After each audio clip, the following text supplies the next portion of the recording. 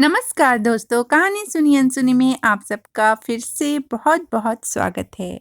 आज मैं आपको सुना रही हूँ मानसरोवर भाग 7 से मुंशी प्रेमचंद जी द्वारा लिखित कहानी बड़े घर की बेटी। तो चलिए कहानी को शुरू करते हैं। बेनी माधव सिंह गौरीपुर गांव के जमींदार और नंबरदार थे। उनके पितामह किसी समय बड़े धन धान्य संपन्न थे। गांव का पक्का तालाब और मंदिर, जिनकी अब मरम्मत भी मुश्किल थी, उन्हीं की कीर्ति स्तंभ थे। कहते हैं इस दरवाजे पर हाथी झूमता था। अब उसकी एक बूढ़ी भैंस थी, जिसके शरीर में अस्थि पंजर के सिवा और कुछ शेष न रहा था, पर दूध शायद बहुत देती थी, क्योंकि एक न एक आदमी हाड़ी लिए उसके सिर पर सवार ही रहता था। बेनी माधव सिंह अपनी आधी से अधिक संपत्ति वकीलों को भेंट कर चुके थे। उनकी वर्तमान आय 1,000 रुपए वार्षिक से अधिक न थी। ठाकुर साहब के 2 बेटे थे। बड़े का नाम श्रीकंठ सिंह था। उसने बहुत दिनों के परिश्रम और उद्योग के बाद बीए की डिग्री प्राप्त की थी। अब एक दफ्तर में नौकर था। छोटा लड़का लाल बिहारी सिंह दोहरे बदन का सजीला जवान था। भरा हुआ मुखड़ा, चौड़ी छाती, भैंस का 2 सेर ताजा दूध वह उठकर सवेरे पी जाता था। श्रीकंठ सिंह की दशा बिल्कुल विपरीत थी। इन नेत्र प्रिय गुणों को उन्होंने BA इन्हीं 2 अक्षरों पर न्यौछावर कर दिया था। इन 2 अक्षरों ने उनके शरीर को निर्बल और चेहरे को कांतिहीन बना दिया था। इसी से वैद्यक ग्रंथों पर उनका विशेष प्रेम था। आयुर्वेदिक औषधियों पर उनका अधिक विश्वास था। शाम सवेरे से उनके कमरे से प्रायः खरल की सुरीली कर्ण मधुर ध्वनि सुनाई दिया करती थी। लाहौर और कलकत्ते के वैद्यों से बड़ी लिखा पड़ी रहती थी। श्रीकंठ इस अंग्रेजी डिग्री के अधिपति होने पर भी अंग्रेजी सामाजिक प्रथाओं के विशेष प्रेमी न थे, बल्कि वह बहुधा बड़े जोर से उसकी निंदा और तिरस्कार किया करते थे। इसी से गांव में उनका बड़ा सम्मान था। दशहरे के दिनों में वह बड़े उत्साह से रामलीला में सम्मिलित होते और स्वयं किसी न किसी पात्रा का पाठ लेते थे। गौरीपुर में रामलीला के वही जन्मदाता थे। प्राचीन हिंदू सभ्यता का गुणगान उनकी धार्मिकता का प्रधान अंग था। सम्मिलित कुटुंब के तो वह एकमात्र उपासक थे। आजकल स्त्रियों को कुटुंब में मिलजुल कर रहने की जो अरुचि होती है, उसे वह जाति और देश दोनों के लिए हानिकारक समझते थे। यही कारण था कि गांव की ललनाएं उनकी निंदक थीं। कोई कोई तो उन्हें अपना शत्रु समझने में भी संकोच न करती थी। स्वयं उनकी पत्नी को ही इस विषय में उनसे विरोध था। यह इसलिए नहीं कि उसे अपने सास, ससुर, देवर या जेठ आदि से घृणा थी, बल्कि उसका विचार था कि यदि बहुत कुछ सहने और तरह देने पर भी परिवार के साथ निर्वाह न हो सके, तो आए दिन की कलह से जीवन को नष्ट करने की अपेक्षा यही उत्तम है कि अपनी खिचड़ी अलग पकाई जाए। आनंदी एक बड़े उच्च कुल की लड़की थी। उसके बाप एक छोटी सी रियासत के ताल्लुकेदार थे। विशाल भवन, एक हाथी, 3 कुत्ते, बाज, बहरी शिकरे, झाड़ फानुस, ऑनरेरी मजिस्ट्रेटी और ऋण, जो एक प्रतिष्ठित तालुकेदार के भोग्य पदार्थ हैं, सभी यहाँ विद्यमान थे। नाम था भूप सिंह। बड़े उदारचित्त और प्रतिभाशाली पुरुष थे, पर दुर्भाग्य से लड़का एक भी न था। 7 लड़कियां हुईं और देवयोग से सब की सब जीवित रहीं। पहली उमंग में तो उन्होंने 3 ब्याह दिल खोल कर किए, पर 15-20 हजार रुपयों का कर्ज सिर पर हो गया तो आंखें खुली, हाथ समेट लिया। आनंदी चौथी लड़की थी। वह अपनी सब बहनों से अधिक रूपवती और गुणवती थी।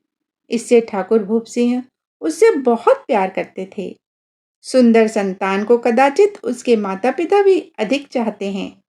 ठाकुर साहब बड़े धर्म संकट में थे कि इसका विवाह कहाँ करें। न तो यह चाहते थे कि ऋण का बोझ बढ़े और न ही स्वीकार था कि उसे अपने को भाग्यहीन समझना पड़े। एक दिन श्रीकंठ उनके पास किसी चंदे का रुपया मांगने आया। शायद नागरी प्रचार का चंदा था। भूप सिंह उनके स्वभाव पर रीझ गए और धूमधाम से श्रीकंठ सिंह का आनंदी के साथ ब्याह हो गया। आनंदी अपने नए घर में आई तो यहाँ का रंग ढंग कुछ और ही था। जिस टीम टाम की उसे बचपन से ही आदत पड़ी हुई थी, वह यहाँ नाम मात्र को भी न थी। हाथी घोड़ों का तो कहना ही क्या, कोई सजी हुई सुंदर बहली तक न थी। रेशमी स्लीपर पर साथ लाई थी, पर यहाँ बाग कहाँ। मकान में खिड़कियां तक न थी, न जमीन पर फर्श, न दीवार पर तस्वीरें। यह एक सीधा साधा देहाती गृहस्थ का मकान था। किंतु आनंदी ने थोड़े ही दिनों में अपने को इस नई व्यवस्था के ऐसा अनुकूल बना लिया, मानो उसने विलास के सामान कभी देखे ही न थे। एक दिन दोपहर के समय लाल बिहारी सिंह दो चिड़िया लिए हुए आया और भावत से बोला, जल्दी पका दो, मुझे भूख लगी है। आनंदी भोजन बनाकर उसकी राह देख रही थी। अब वह नया व्यंजन बनाने बैठी। हाड़ी में देखा तो घी पाव भर से अधिक न था। बड़े घर की बेटी किफायत क्या जाने, उसने सब घी मांस में डाल दिया। लाल बिहारी खाने बैठा तो दाल में घी न था। बोला, दाल में घी क्यों नहीं छोड़ा? आनंदी ने कहा, घी सब मांस में पड़ गया। लाल बिहारी जोर से बोला, अभी परसों घी आया है, इतना जल्द उड़ गया? आनंदी ने उत्तर दिया, आज तो कुल पाव भर रहा होगा, वह सब मैंने मांस में डाल दिया। जिस तरह सूखी लकड़ी जल्दी से जल उठती है, उसी तरह शुदा से बावला मनुष्य जरा जरा सी बात पर तिनक जाता है। लाल बिहारी को भावच की यह डिठाई बहुत बुरी मालूम हुई। तिनक कर बोला, मैके में तो चाहे घी की नदी बहती हो, स्त्रियां गाली सह लेती हैं, मार भी सह लेती हैं, पर मैके की निंदा उनसे नहीं सही जाती। आनंदी मुंह फेर कर बोली, हाथी मरा भी तो 9 लाख का, वहां इतना घी नित्य नाई कहर खा जाते हैं। लाल बिहारी जल गया, थाली उठाकर पलट दी और बोला, जी चाहता है जीभ पकड़कर खींच लूं। आनंदी को भी क्रोध आ गया, मुंह लाल हो गया। बोली, वह होते तो आज इसका मजा चखाते। जब अपर उज्जट ठाकुर से न रहा गया, उसकी स्त्री एक साधारण जमींदार की बेटी थी। जब जी चाहता था उस पर हाथ साफ कर लिया करता था। खड़ाऊ उठाकर आनंदी की ओर जोर से फेंकी और बोला, जिसके गुमान पर भूली हुई हो उसे भी देखूंगा और तुम्हें भी। आनंदी ने हाथ से खड़ाऊ रोकी, सिर बच गया, पर उंगली में बड़ी चोट आई। क्रोध के मारे हवा से हिलते पत्ते की भांति कांपती हुई अपने कमरे में आकर खड़ी हो गई। स्त्री का बल और साहस, मान और मर्यादा पति तक है। उसे अपने पति के ही बल और पुरुषत्व का घमंड होता है। आनंदी खून का घूंट पीकर रह गई। श्रीकंठ शनिवार को घर आया करते थे। बृहस्पति को यह घटना हुई थी। 2 दिन तक आनंदी कोप भवन में रही, न कुछ खाया न पिया, उनकी बाट देखती रही। अंत में शनिवार को वह नियमानुकूल संध्या समय घर आए और बाहर बैठकर कुछ इधर उधर की बातें, कुछ देशकाल संबंधी समाचार तथा कुछ नए मुकदमों आदि की चर्चा करने लगे। यह वार्तालाप 10 बजे रात तक होता रहा। गांव के भद्र पुरुषों को इन बातों में ऐसा आनंद मिलता था कि खाने पीने की भी सुध नहीं रहती थी। श्रीकंठ को पिंड छुड़ाना मुश्किल हो जाता था। ये 2-3 घंटे आनंदी ने बड़े कष्ट से काटे। किसी तरह भोजन का समय आया, पंचायत उठी, एकांत हुआ तो लाल बिहारी ने कहा, भैया आप जरा भाभी को समझा दीजिएगा कि मुंह संभाल कर बातचीत क्या करे, नहीं तो एक दिन अनर्थ हो जाएगा। बेनी माधव सिंह ने बेटी की ओर से साक्षी दी, हाँ, बहू बेटियों का यह स्वभाव अच्छा नहीं कि मर्दों के मुंह लगे। लाल बिहारी ने कहा, वह बड़े घर की बेटी है तो हम भी कोई कुर्मी कहार नहीं है। श्रीकंठ ने चिंतित स्वर से पूछा, आखिर बात क्या हुई है? लाल बिहारी ने कहा, कुछ भी नहीं, यूं ही आप उलझ पड़ी। मैके के सामने हम लोगों को कुछ समझती ही नहीं है। श्रीकंठ खा पीकर आनंदी के पास गए। वह भरी बैठी थी। यह हजरत भी कुछ तीखे थे। आनंदी ने पूछा, चित्त तो प्रसन्न है? श्रीकंठ बोले, बहुत प्रसन्न है, पर तुमने आजकल घर में यह क्या उपद्रव मचा रखा है? आनंदी की त्योरियों पर बल पड़े। झुंझलाहट के मारे बदन में ज्वाला सी दाग उठी। बोली, जिसने तुमसे यह आग लगाई है उसे पाऊं तो मुंह झुलस दूं। श्रीकंठ ने कहा, इतनी गर्म क्यों होती हो? बात तो कहो। आनंदी कहती है, क्या कहूं? यह मेरे भाग्य का फेर है, नहीं तो गंवार छोकरा जिसको चपरासगिरी करने का भी शौर नहीं, मुझे खड़ाऊ से मारकर यूं अकड़ता है। श्रीकंठ ने कहा, सब हाल साफ साफ कहो तो मालूम हो, मुझे तो कुछ पता नहीं। आनंदी ने उसे बताया, परसों तुम्हारे लाडले भाई ने मुझसे मांस पकाने को कहा। घी हांडी में पाव भर से अधिक न था। वह सब मैंने मांस में डाल दिया। जब खाने बैठा तो कहने लगा, दाल में घी क्यों नहीं है। बस इसी पर मेरे मैके को बुरा भला कहने लगा। मुझसे न रहा गया। मैंने कहा, वहां इतना घी तो नाई का हर खा जाते हैं और किसी को जान भी नहीं पड़ता। बस इतनी सी बात पर इस अन्यायी ने मुझ पर खड़ाऊ फेंक मारी। यदि हाथ से न रोक लूं तो सिर फट जाए। उसी से पूछो, मैंने जो कुछ कहा है वह सच है या झूठ।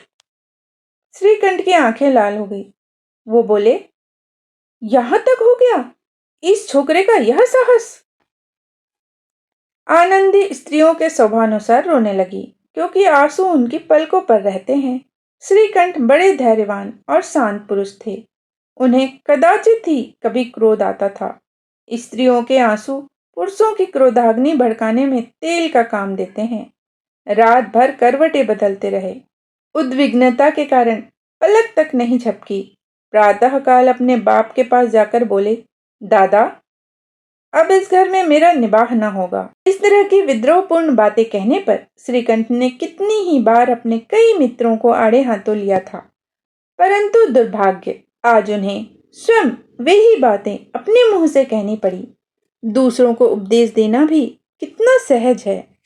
बेनी माधव से घबरा उठे और बोले, क्यों? श्रीकंठ ने कहा, इसलिए कि मुझे भी अपनी मान प्रतिष्ठा का कुछ विचार है। आपके घर में अब अन्याय और हठ का प्रकोप हो रहा है। जिनको बड़ों का आदर सम्मान करना चाहिए, वे उनके सिर चढ़ते हैं। मैं दूसरे का नौकर ठहरा, घर पर रहता नहीं। यहाँ मेरे पीछे स्त्रियों पर खड़ाऊ और जूतों की बौछारें होती हैं। कड़ी बात तक चिंता नहीं, कोई एक की दो कह ले, वहां तक मैं सह सकता हूँ, किंतु यह कदापि नहीं हो सकता कि मेरे ऊपर लात घूंसे पड़े और मैं दम न मारूं। बेनी माधव से कुछ जवाब न दे सके। श्रीकंठ सदैव उनका आदर करते थे। उनके ऐसे तेवर देखकर बूढ़ा ठाकुर अवाक रह गया। केवल इतना ही बोला, बेटा, तुम बुद्धिमान होकर ऐसी बातें करते हो। स्त्रियां इस तरह घर का नाश कर देती हैं। उनको बहुत सिर चढ़ाना अच्छा नहीं है। श्रीकंठ ने कहा, इतना मैं जानता हूं, आपके आशीर्वाद से ऐसा मूर्ख नहीं हूं। आप स्वयं जानते हैं कि मेरे ही समझाने बुझाने से इसी गांव में कई घर संभल गए, पर जिस स्त्री की मान प्रतिष्ठा का ईश्वर के दरबार में उत्तरदाता हूँ, उसके प्रति ऐसा घोर अन्याय और पशुवत व्यवहार मुझे असह्य है। आप सच मानिए, मेरे लिए यही कुछ कम नहीं है कि लाल बिहारी को कुछ दंड नहीं देता। अब बेनी माधव सिंह भी गरमाए, ऐसी बातें और न सुन सके। बोले, लाल बिहारी तुम्हारा भाई है। उससे जब कभी भूल चूक हो उसके कान पकड़ लो। लेकिन श्रीकंठ ने कहा, लाल बिहारी को अब मैं अपना भाई नहीं समझता। बेनी माधव सिंह बोले, एक स्त्री के पीछे? श्रीकंठ ने कहा, जी नहीं, उसकी क्रूरता और अविवेक के कारण। दोनों कुछ देर चुप रहे। ठाकुर साहब लड़के का क्रोध शांत करना चाहते थे, लेकिन यह नहीं स्वीकार करना चाहते थे कि लाल बिहारी ने कोई अनुचित काम किया है।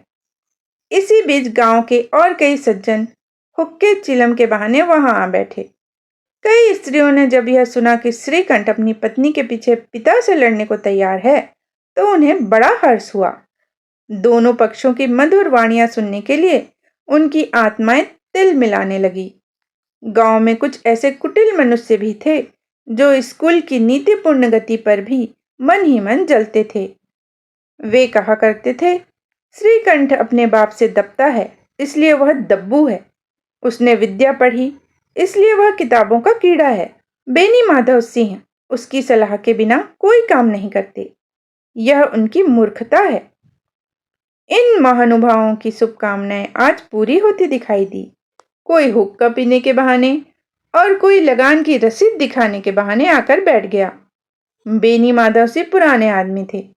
वे इन भावों को ताड़ गए। उन्होंने निश्चय किया, चाहे कुछ ही क्यों न हो, इन द्रोहियों को ताली बजाने का अवसर तो न दूंगा।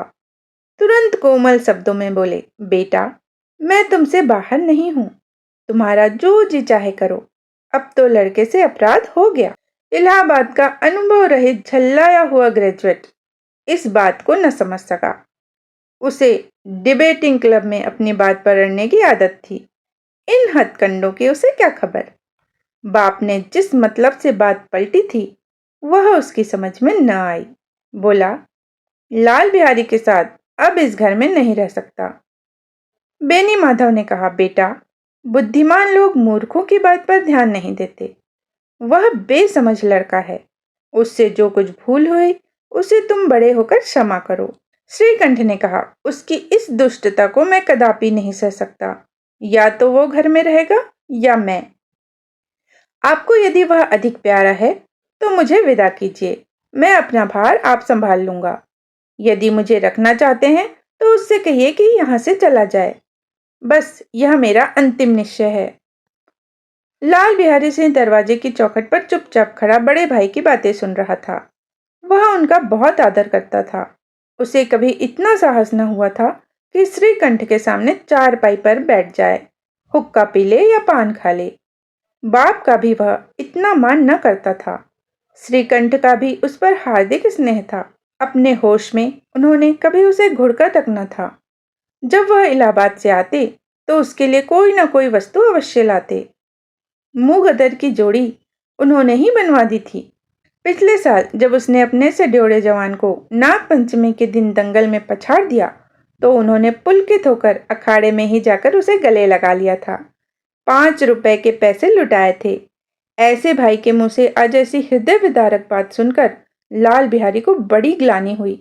वह फूट फूट कर रोने लगा। इसमें संदेह नहीं कि वह अपने किए पर पछता रहा था। भाई के आने से एक दिन पहले ही उसकी छाती धड़कती थी कि देखूं भैया क्या कहते हैं। मैं उनके सम्मुख कैसे जाऊंगा, उनसे कैसे बोलूंगा, मेरी आंखें उनके सामने कैसे उठेंगी। उसने समझा था कि भैया मुझे बुलाकर समझा देंगे। इस आशा के विपरीत आज उसने उन्हें निर्दयता की मूर्ति बने हुए पाया। वह मूर्ख था, परंतु उसका मन कहता था कि भैया मेरे साथ अन्याय कर रहे हैं। यदि श्रीकंठ उसे अकेले में बुलाकर 2-4 बातें कह देते, इतना ही नहीं 2-4 तमाचे भी लगा देते, तो कदाचित उसे इतना दुख न होता। पर भाई का यह कहना कि अब मैं इसकी सूरत नहीं देखना चाहता, लाल बिहारी से सहा न गया। वह रोता हुआ घर आया। कोठरी में जाकर कपड़े पहने, आंखें पोंछी जिससे कोई यह न समझे कि वह रो रहा था।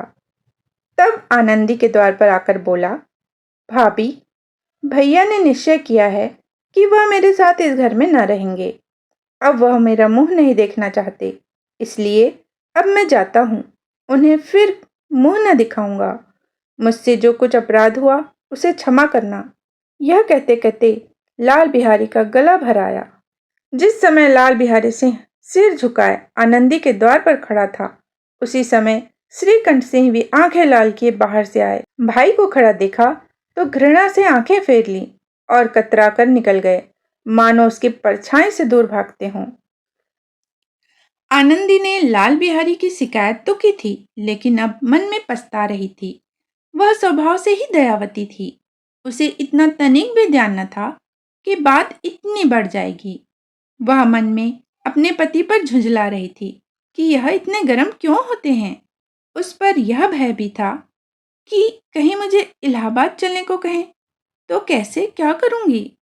इस बीच में जब उसने लाल बिहारी को दरवाजे पर खड़े यह कहते सुना कि अब मैं जाता हूँ, मुझसे जो कुछ अपराध हुआ क्षमा करना, तो उसका रहा सहा क्रोध भी पानी हो गया।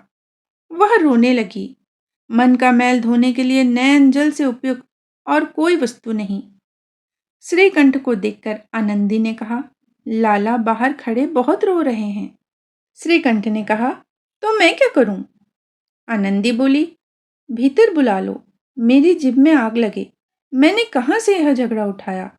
श्रीकंठ ने कहा, मैं न बुलाऊंगा। आनंदी बोली, पछताओगे, उन्हें बहुत ग्लानि हो गई है। ऐसा न हो कहीं चल दें। श्रीकंठ न उठे। इतने में लाल बिहारी ने फिर कहा, भाभी, भैया से मेरा प्रणाम कह दो। वह मेरा मुंह नहीं देखना चाहते, इसलिए मैं भी अपना मुंह उन्हें न दिखाऊंगा। लाल बिहारी इतना कहकर लौट पड़ा और शीघ्रता से दरवाजे की ओर बढ़ा। अंत में आनंदी कमरे से निकली और उसका हाथ पकड़ लिया। लाल बिहारी ने पीछे फिरकर देखा और आंखों में आंसू भरे बोला, मुझे जाने दो। आनंदी ने कहा, कहाँ जाते हो? लाल बिहारी ने कहा, जहां कोई मेरा मुंह न देखे। आनंदी बोली, मैं न जाने दूंगी। लाल बिहारी ने कहा, मैं तुम लोगों के साथ रहने योग्य नहीं हूं। आनंदी बोली, तुम्हें मेरी सौगंध, अब एक पग भी आगे न बढ़ाना।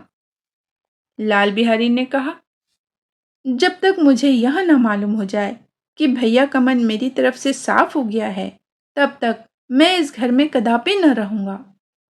आनंदी ने कहा, मैं ईश्वर को साक्षी देकर कहती हूं कि तुम्हारी ओर से मेरे मन में तनिक भी मैल नहीं है। अब श्रीकंठ का हृदय भी पिघला। उन्होंने बाहर आकर लाल बिहारी को गले लगा लिया। दोनों भाई खूब फूट फूट कर रोए। लाल बिहारी ने सिसकते हुए कहा, भैया, अब कभी मत कहना कि तुम्हारा मुंह न देखूंगा। इसके सिवा आप जो दंड देंगे मैं सहर्ष स्वीकार करूंगा। श्रीकंठ ने कांपते हुए स्वर से कहा, लल्लू, इन बातों को बिल्कुल भूल जाओ। ईश्वर चाहेगा तो फिर ऐसा अवसर न आएगा। बेनी माधव सिंह बाहर से आ रहे थे।